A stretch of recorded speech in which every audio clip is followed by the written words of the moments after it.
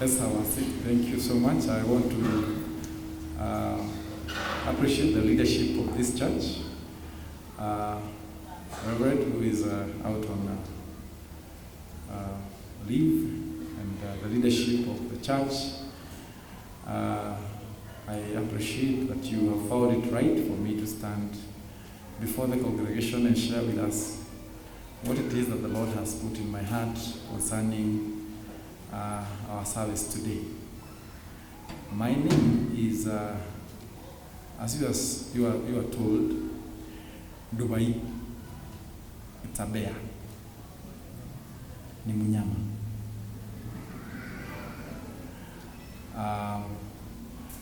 Ndubai wakiru. The good thing is that they say bear is a very ferocious animal. Afadhali ukutane na a ferocious animal, they call it bear. And you meet a fool in his foolishness. And so I am violent, I'm very ferocious for God. When it comes to the things of God, the Bible says, since the days of John the Baptist, the kingdom of God suffers violence, and the men of violence take it by. Thank you so much. I am married to one wife, Esther. Her name is, between me and Esther, we have 3 children. I have a girl called Sophia. She just did her classes. We did it with her. I also have my son, who is in class 4, and I have a young girl now who is 10 years. Her name is Pam. My son is called Maranatha. Come, Lord Jesus. And I'm very happy to be a father, and more so even the work I do at Alliance High School, the opportunity which the church has given me, not only to teach physics and mathematics, but also to mentor the young people on issues concerning the kingdom of God. When I come to the PCA church, it's the first time to be here, to come for a service or even to preach. But I've been to Church of the Torch more than one time. I've been to the water down there. I've been ministering, especially with the other side. And whenever I come to find a service of the PCA, the Presbyterian Church service, it's just typically a Christian Union service. Because the person who actually designed the education, the curriculum, was a Presbyterian. And so when issues concerning the spirituality, they ended up adopting the Presbyterian bit. The only thing I think it is not there is the workout that I saw this morning. I think soon it's also going to find us in school. So today we will share the scriptures, and we have been read for Isiah, and I understand your theme. So to me this was a new thing, and indeed I can see the Lord is doing a new thing already in the church. Praise the Lord. Whenever we think about something new, we either think about our clothes. For Christmas, we think about a new car. Like me, I really need a new car. And one of the things I'm telling God, oh Lord, do a new thing. Yes, I need a new car. And most of the time when we hear and we read the scriptures about God is doing a new thing, so we wait expecting it to come from outside. And when we do that, we miss out. Because you get into church or you just come from home and you realize that your marriage is not working. You realize your place of work is not just the place you want to be. You think you're in the wrong career. You think you're in the wrong neighborhood. You have so many things that you've carried in your head that weigh heavy in your heart. Can I mention just as a few? I'll mention 5 signs that show that you are spiritually weary. 1, it is when we are weighed by sin. Your own sin that you know very well, engineer, that you have them in your heart. Sometimes it's the sin of our own children. We look at them, their sin really causes us to feel very bad. Sometimes it's our leaders, even in the church. Sometimes it's our parents. We feel, no, this should not be. Sin both of our sins and the sin of others. Second, when there is sin, God is not there. Spiritual dryness. It's so difficult to pray. It's so difficult to praise. You're not able to enjoy being in the presence of the Lord like you used to do. You remember that time you got saved? You were so excited. You wanted to testify of God day one. And anybody you met, you told them about the salvation of God. Then, no more desire to read God's word. The time you used to wake up very early to just go and pray and read God's word. The time you used to bring together your family and tell them this is the time to pray. It doesn't look it there anymore. Then you start singing the song. I'm not a good singer, but I use key R so that when you don't get it, just know that it's above you. Some things I used to do, I don't do them. You know the song? There is a high white church since I've been born again. There is a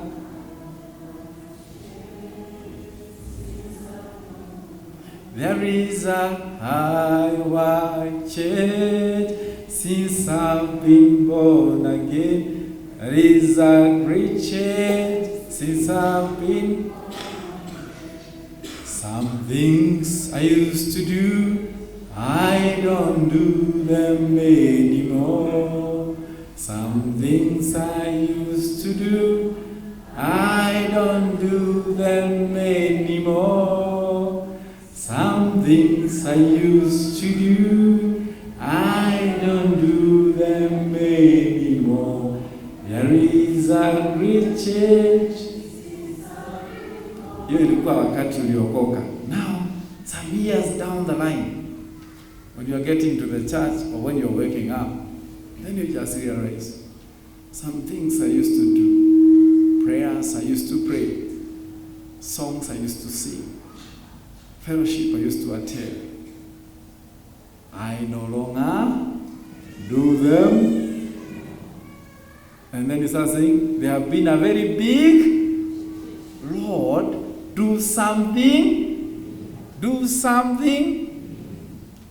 So you start singing, do something new in my life, do something new in my life, do something new in my life. Once again, do something new in my life, do something new in my life, do something new in my life. Once. Why are you saying so? Because number 3, you have lost joy. You are restless. You kind of, I think now I should go to sit-down. This church doesn't look like it's meeting my need anymore. You think I'm going to go to Nairobi Chapel. Or you think, I should go to the Anglican church. Then you start hopping from one church to another. You are restless. You still think, I don't think, you start wondering whether you got married to the right spouse, and you start looking forward for the laws of the church to change to allow you to marry more than one wife. You feel God is not very near. If you think of reading the Bible, I think I'll need to call someone first. Before I do this, you pick your phone, and all the time you'd have used to read the Bible has been taken in a conversation over phone or texting. God is so far. You think God is in China or in America. I don't know where he is. And number 5, you're hopeless. Hopeless. My friend, the worst thing you can lose in this life is hope. Hope. 4-letter word, H-O-P-E. If you lose hope, my friend, you're gone. You better lose everything else, but never lose. They did a test for some rats, and some rats were put in a tank. One tank which was very dark, 10 rats were put there, and others were put in a tank that had light. All of them were drowned in there. And so the taps which were in the dark tank, they died suddenly. The taps which were in the tank which had light, they kept on struggling, and they lived longer before they died. Why? The light gave them hope. And it's so wonderful, because God's word is what gives us boom, light. And we have hope that when this tent, when this body fades away, or when everything I have has been taken away, including my health, I have hope that I will see my Maker, my Redeemer. I will one day see my God.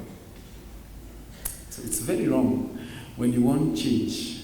You start looking at the things you're going to change, the people you're going to change, the neighborhood you're going to change. You've been applying for a green card in and out. You've been applying for new jobs every time. That will not give you what you're looking for. Because you're thinking the problem is outside, or the problem is, okay, so who is the inside? Wait, point at the inside. So you are there. The problem is in. Actually, you're not the problem. It's the problem that is in. So what we need to do, we don't look at the problem outside, and we think we have the solution. We look at the problem inside and seek God for the solution. Now, we have been read very clearly, and Isiah 43. We have read verse 11, not verse 11, but verse 23. You have not brought me sheep for burnt offerings. I didn't see kondoo hapa wakati watu walikuwa wanaleta offering. Nor whelmed you with demands of incense. Sijaanza kuambia mtoe hapa ati mwanze kuchoma mbuzi hapa. Hapana. Verse 24. You have not brought any flagrant clamors for me. Ulijipaka mafuta ukuletea Mungu. That's not what God asked for. Or lavished on me the fat of your sacrifices. But you have burdened me with your sins and wearied me with your offenses. So God is clearly saying, I have not asked you to really think that for you to be accepted before me, that you need to bring a tithe or offering. No.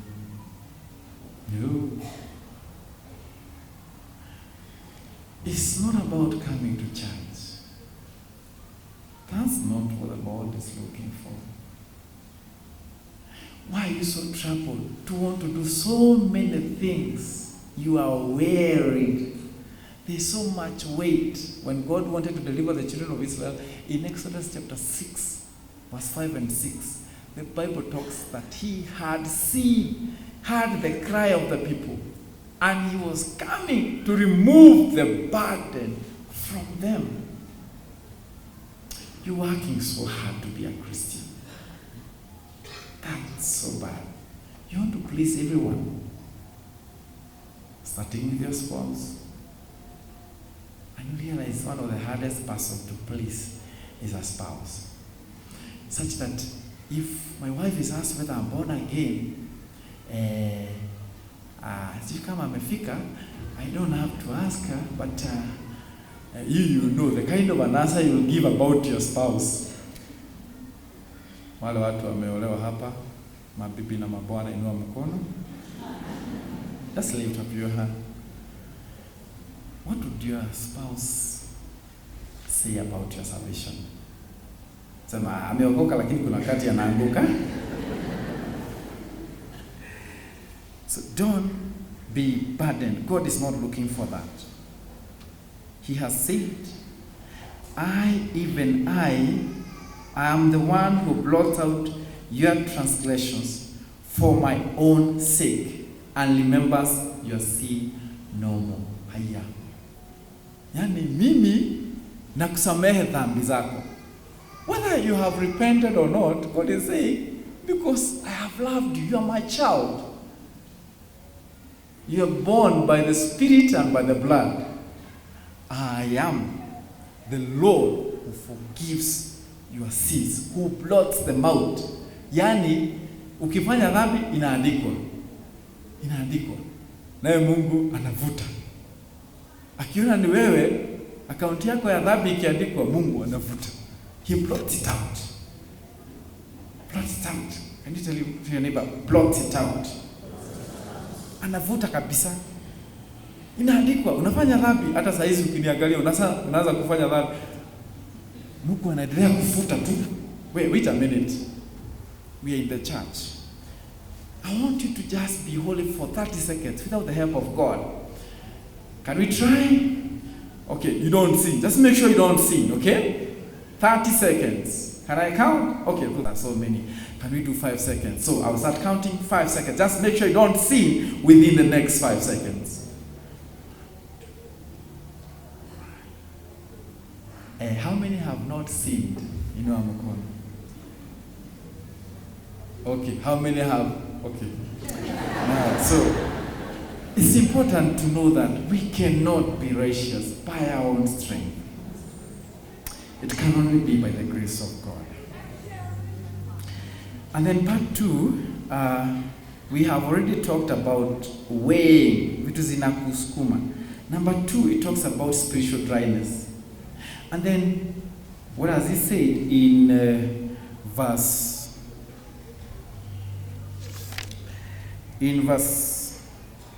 3 of chapter 44? For I will pour water on the thirsty land and streams on the dry ground. I will pour out my spirit on your offspring and my blessing on your descendants. You know, our children, they're not really following our way. Oh, you are there, you've started your morning devotion, and your son has been in high school, your daughter has been in high school, and she's like, Mommy, put in religion. Well, I believe in God, but hii mambo ya kushinda tukisoma Bible, I don't think it has any place. Your son challenges you.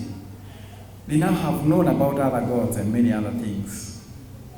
You don't know how to pass it on. Mungu amesema hata wewe umekaukiwa, you have nothing even to pass. Wamama, ushainyonyesha mtoto na maziwa hakuna.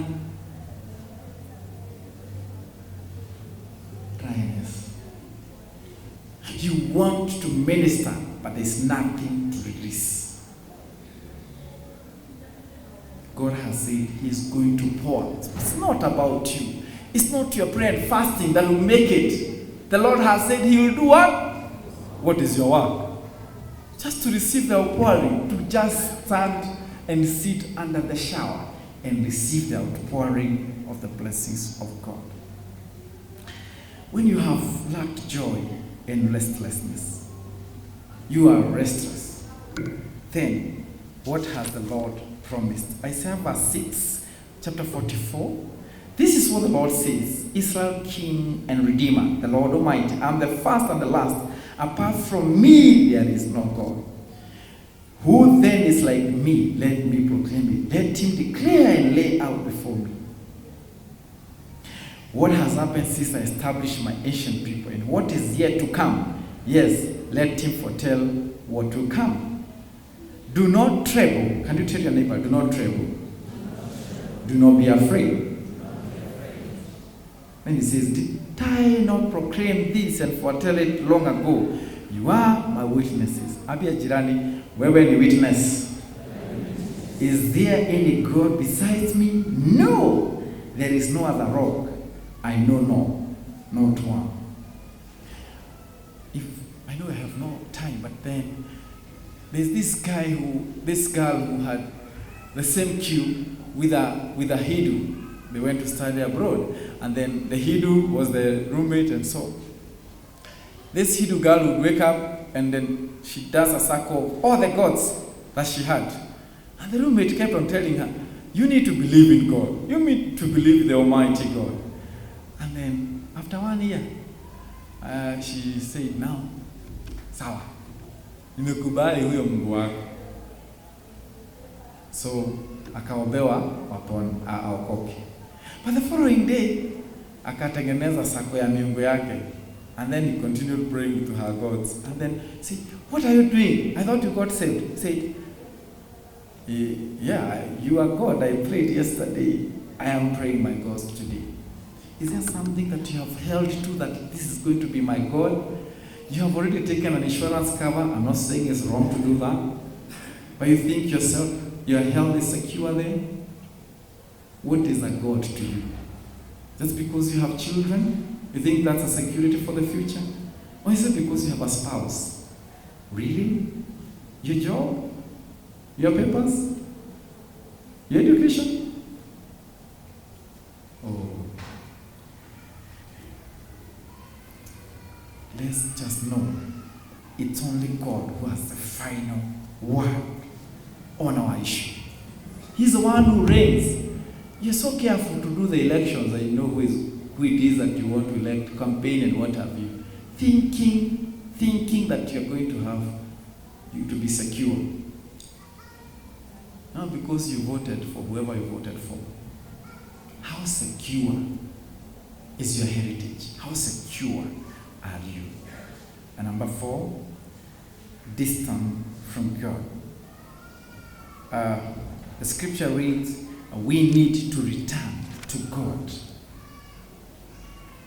And he has said in verse 22 of chapter 44, return to me, for I have redeemed you.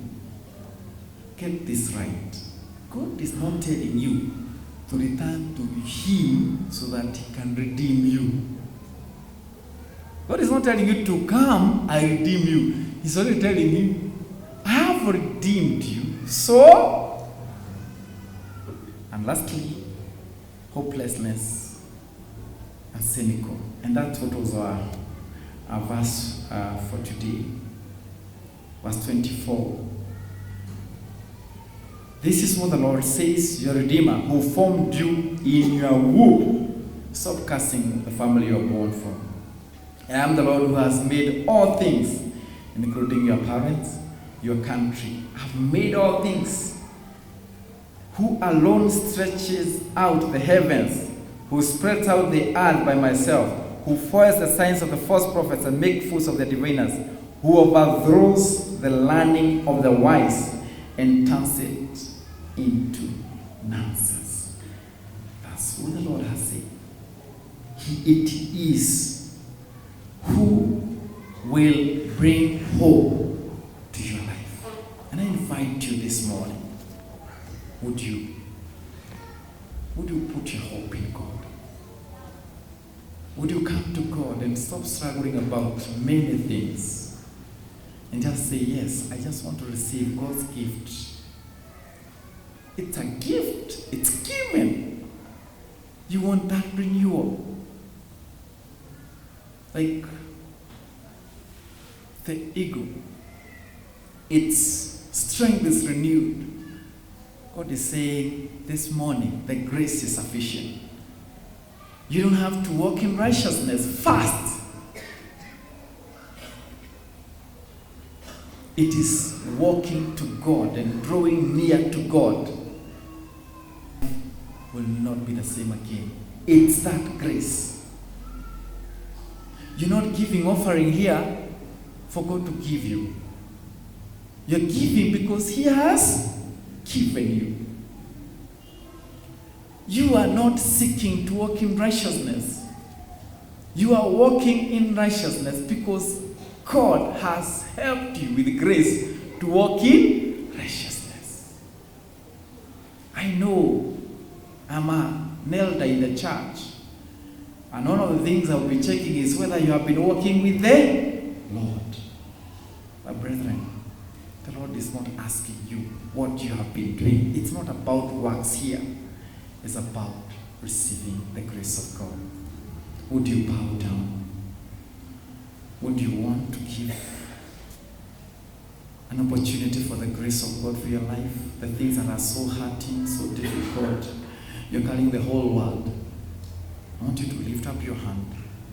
And I'm going to pray for you. Together with the church. We're going to believe together with you. You're asking God for new grace. It is this grace that will help you to walk in righteousness. You don't receive this grace, you're not going to work for it. But just lift up your hand and I'm going to pray with you together that you receive this grace to continue walking in this righteousness, to continue trusting in the Lord. Where you have felt so heavy laden, your heart has not been okay, and you're just telling God, Lord, I need this grace. Just lift up your hand and I'm going to pray with you. Lord, I thank you for this hand that has been lifted up. I ask for grace. You've seen in your word, you will outpour your spirit to all men, to all flesh. And as many as have received, Lord, you're giving them power this morning. I release the grace of God upon everyone who is under my voice. And I speak special grace as many have identified the need to lift up their hands to you, Lord. Not to me, but to you, because, Lord, they are crying for strength and power and grace to walk in righteousness and to walk in holiness. My prayer, Lord, this morning, would you fulfill your word? Would you confirm the word of your servant? Help us, Lord, to live by grace and not by works. In the name of God, the Father, the Son, and the Holy Spirit.